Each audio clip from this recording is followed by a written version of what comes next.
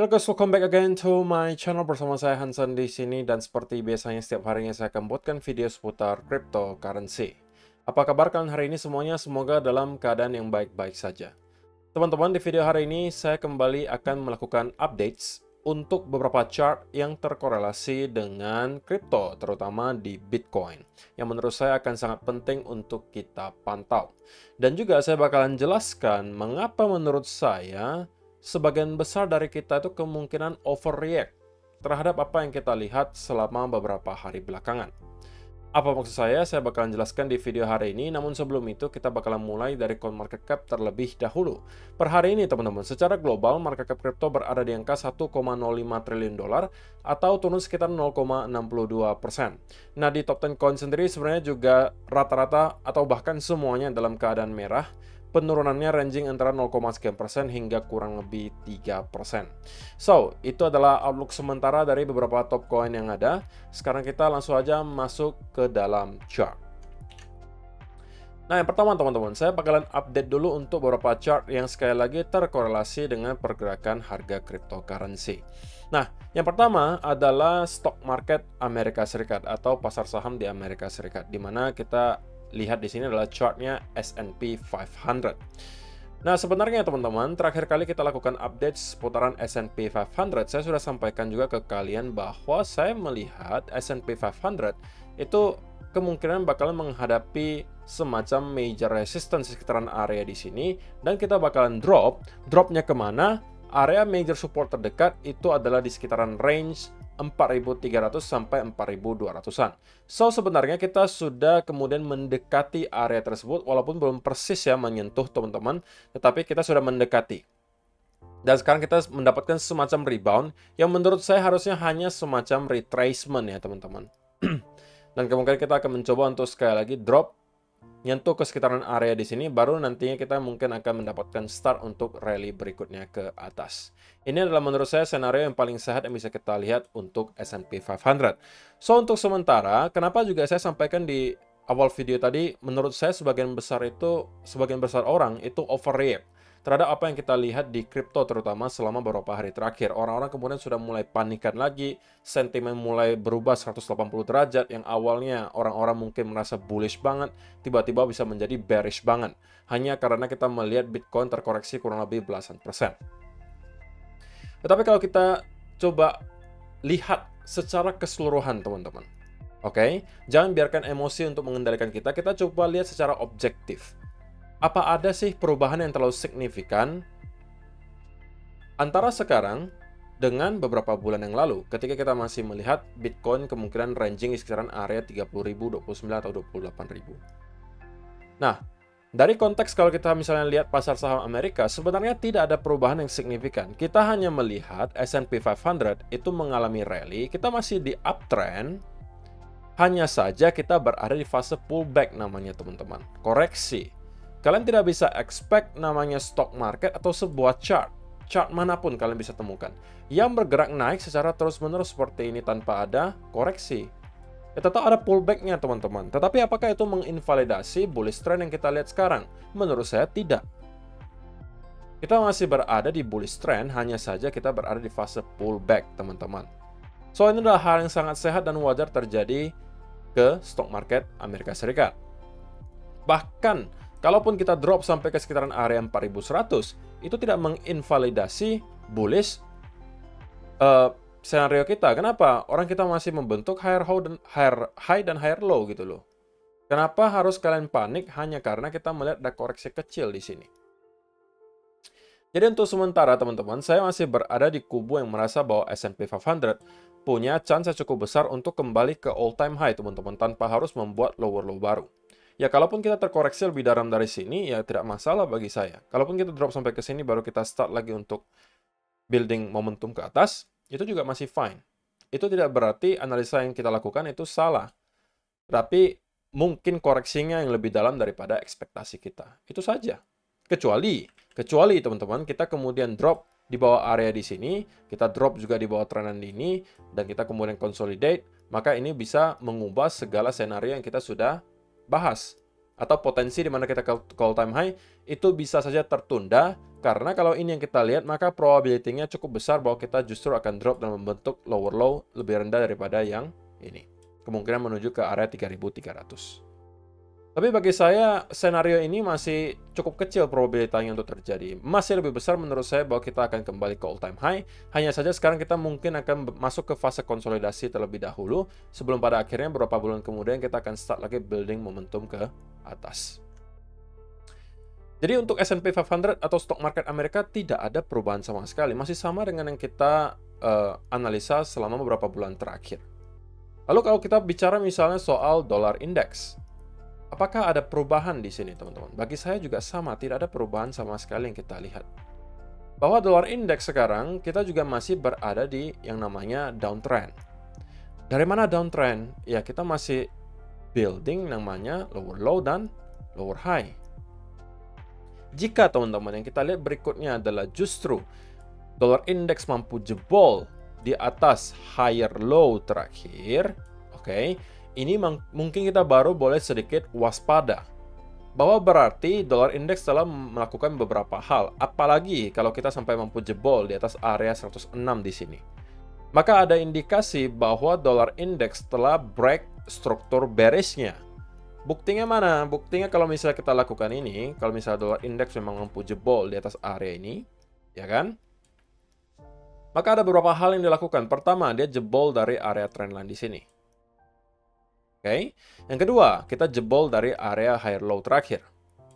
Yang ketiga, kita juga jebol dari area horizontal resistance di sini.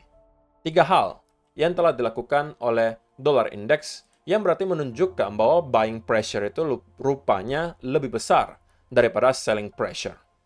Sehingga kalau itu yang kita lihat dan kita terkonsolidasi di sini, maka kemungkinan stock market Amerika juga akan mengalami drop yang lebih dalam. Atau kalau itu yang kita lihat, maka kita juga berpotensi melihat stock market itu drop bahkan ke lower low yang baru.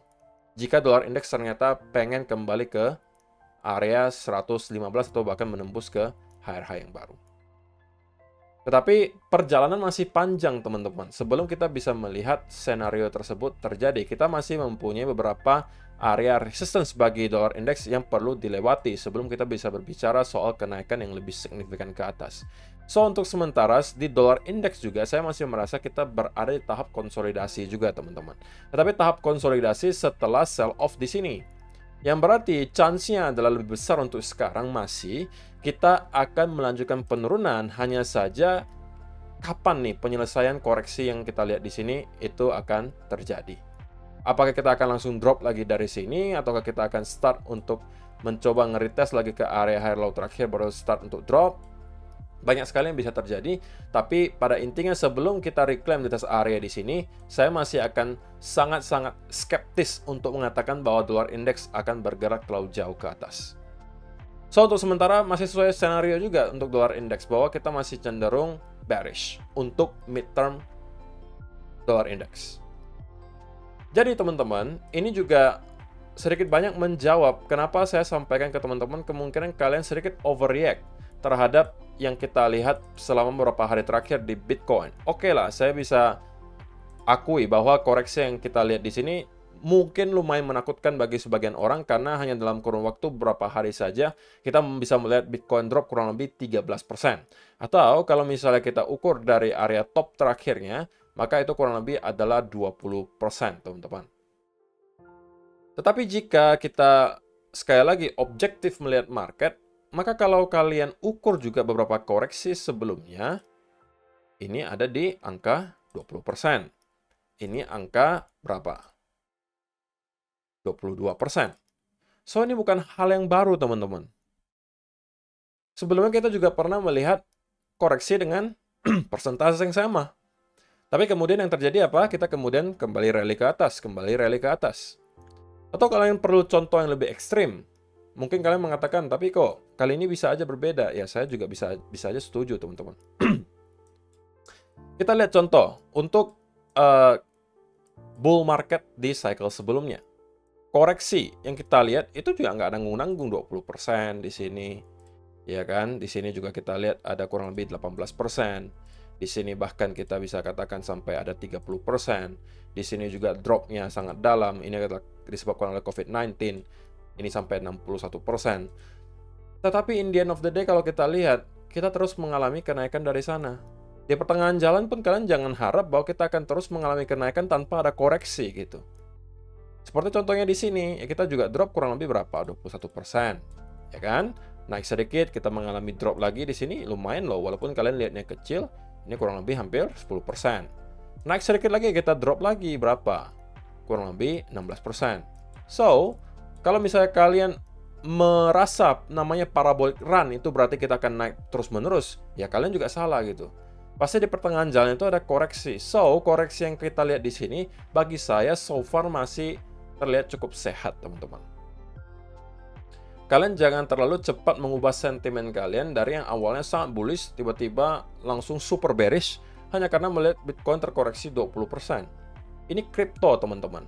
Ini bukan forex. Ini bukan blue chip stocks yang mungkin pergerakan hariannya hanya bisa 0, sekian persen, 1%, atau bahkan banter-banternya 2-5%. Kripto, kenaikan atau penurunan dalam satu hari 10% itu adalah makanan sehari-hari, teman-teman. Ya, walaupun mungkin dalam beberapa bulan terakhir kita jarang-jarang ya. Tapi ketika volatility lagi gila banget, pergerakan 10% sehari itu nggak ada apa-apanya, teman-teman. Jadi kalian jangan heran kalau misalnya kita bisa melihat ada semacam koreksi 20% ketika kita masuk ke fase awal sebuah bull market. Ya, saya tidak mengatakan bahwa garansi kita tidak akan drop lebih jauh dari sini. Tidak, teman-teman. Tapi kita juga jangan sampai overreact. Dan lalu ketakutan banget gitu. Melihat market seperti ini dan kemudian mengambil keputusan atas dasar emosi. Saya cuma takutnya, teman-teman, kemungkinan langsung panic selling gitu. Semua asetnya dijual. Wah, kok kita bakalan ke lower low baru. Kita bakalan ini, bakalan itu, bakalan ini, bakalan itu. Hanya karena koreksi di sini. Kalau ternyata memang, teman-teman, kita kemudian mendapatkan ada indikasi lebih lanjut bahwa kita akan mengalami drop yang lebih dalam, bagi saya itu belum sekarang, teman-teman.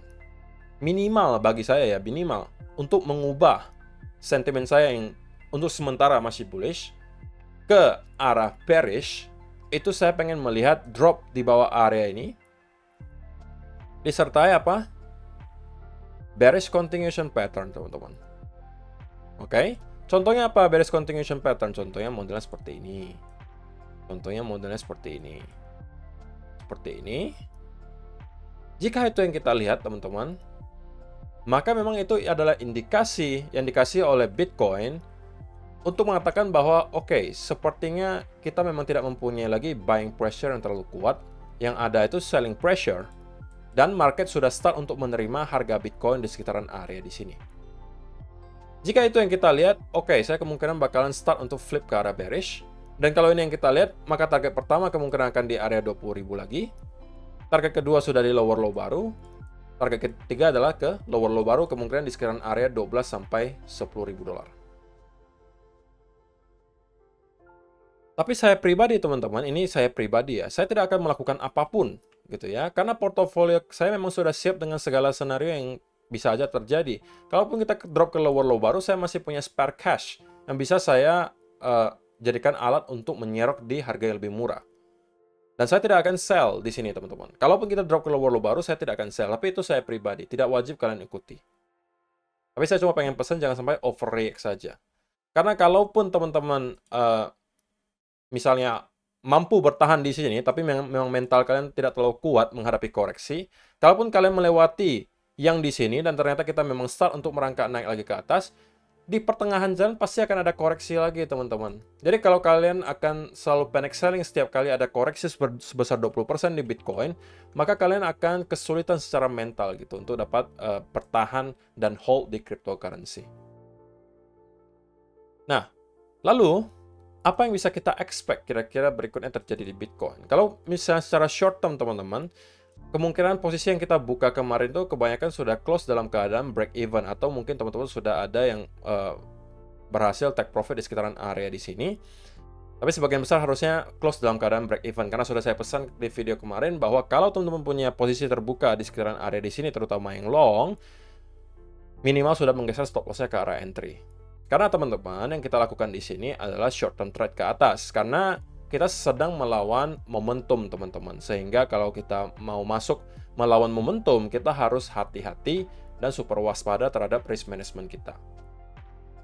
Nah, tapi apakah ada perubahan untuk senario yang kemarin saya jelaskan? Saya masih merasa tidak ada perubahan, teman-teman. Bahwa saya masih merasa Bitcoin ini sedang building base di sini. Dan kemungkinan masih akan start untuk merangkak naik ke atas ke beberapa target yang saya lihat ada di pertama 26.500-an sampai 600-an, kedua adalah di sini. Sekali lagi, alasannya adalah sesimpel pertama, teman-teman, market maker punya insentif yang cukup besar untuk mencoba mendorong harga ke atas karena rupanya cukup banyak titik likuidasi yang berada di area tersebut. Yang kedua juga, kita memang melihat indikator RSI di daily chart itu masih menunjukkan area yang sangat ekstrim oversold, teman-teman. Oke, so untuk sedikit relief rally ke atas bagi saya itu cukup make sense untuk terjadi. Atau kalau kalian mencari setup yang mungkin lebih konservatif dan tidak terlalu memusingkan daripada kalian harus setiap hari pantengin market, ya mungkin kalian harus fokusnya cari aja nanti di swing, teman-teman. Kalau untuk swing, bagi saya ada chance yang bisa kita manfaatkan jika memang kita kembali nge-retest ke sekitaran area trendline di sini, terutama idealnya menurut saya kita break sedikit di bawah area low terakhir untuk menjemput sedikit likuidasi di sana. Maka ini mungkin bisa dijadikan tempat untuk mencari setup, teman-teman. Targetnya di mana? Targetnya adalah kembali ke high terakhir di sini. Oke. Dan risk kita ya tergantung kalian. Kalian boleh mungkin memprotek diri kalian di sekitaran area di sini atau mau lebih ketat lagi, itu terserah kalian. Tapi kalau misalnya kita lihat di sini, harusnya ini akan menghasilkan sebuah trade dengan risk to reward ratio yang cukup besar, teman-teman. Kalau misalnya kalian memprotek diri kalian di sekitaran area di sini dan kemudian menargetkan ke area high terakhir, maka sudah hampir 3:1 kurang lebih risk to reward ratio-nya.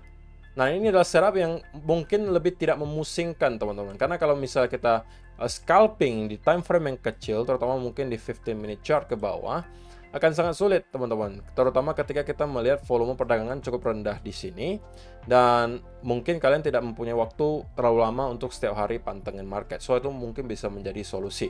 Tapi kalau kalian merupakan scalpers, saya masih untuk short term sentimen masih ke arah bullish.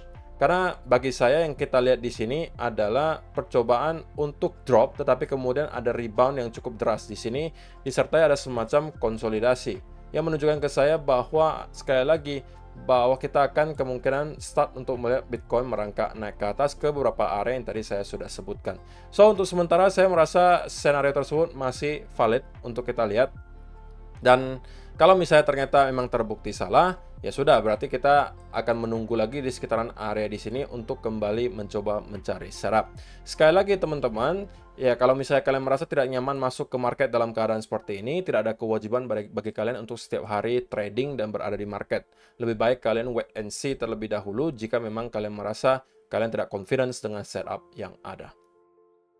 So, saya rasa itu aja yang perlu saya sampaikan di video hari ini, teman-teman. Terima kasih untuk kalian yang sudah menonton sampai selesai. See you in the next video. Bye-bye.